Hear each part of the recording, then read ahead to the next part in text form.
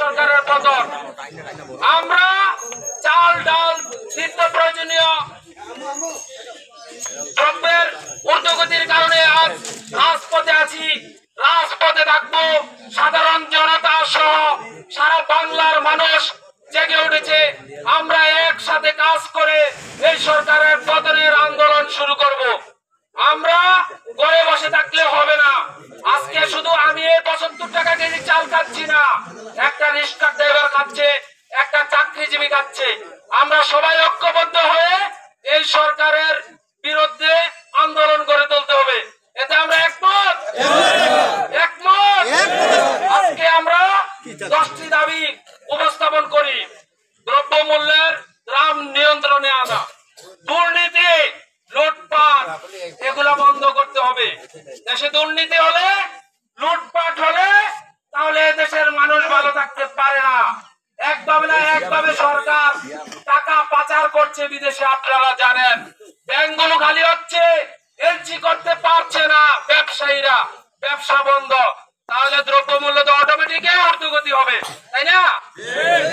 আমরা এক বাক্যে বাংলাদেশ জাতীয়তাবাদী দল বিএনপি এবং বিএনপির নেতাকর্মীরা সংক্ষিপ্ত কথা বলার জন্য একটু সময় দিয়ে আমরা শান্তিপূর্ণভাবে পদযাত্রা শুরু করব। এতে আপনারা একমত? তবে কেউ কোনো দিকে না গিয়ে আমরা সুন্দরভাবে পদযাত্রা করব। এখান থেকে বাজারটা ঘুরে এদিক দিয়ে চলে আসবো। আমরা জানান দেব আমাদের দাবি দাবা। আমাদের দাবি দাবা কি? এই সরকারের পতন, দ্রব্যমূল্য নিয়ন্ত্রণে এনে দাম কমিয়ে দেওয়া। এই তো আমার নেত্রী, দেশনেত্রী, 18 কোটি মানুষের নেত্রী দেশনেত্রী বেগম খালেদা জিয়ার মুক্তির দাবি, তাই তো? আর যত নেতাকর্মী আছে আমাদের, সেই নেতাকর্মীরা জেলখানায় বন্দী আছে, তাদেরকে মুক্ত করে রাজপথে এনে গণতন্ত্রের কথা বলার সুযোগ করে নেওয়া। আজকে দেশে গণতন্ত্র নাই। গণতন্ত্র থাকলে এত বিভাজন থাকতো না।